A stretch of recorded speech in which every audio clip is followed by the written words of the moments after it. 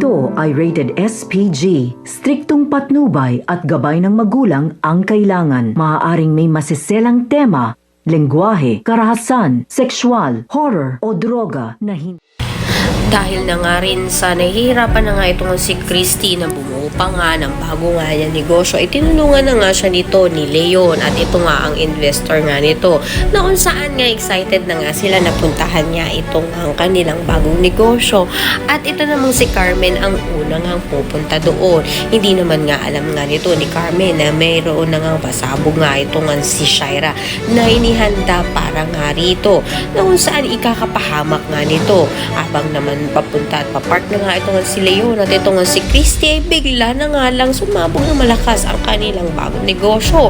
Nagulat nga silang pareho at alam nga nila nandoon nga ang nanay nga nito ni Christy, kaya naman agad nga nilang pinuntahan ito.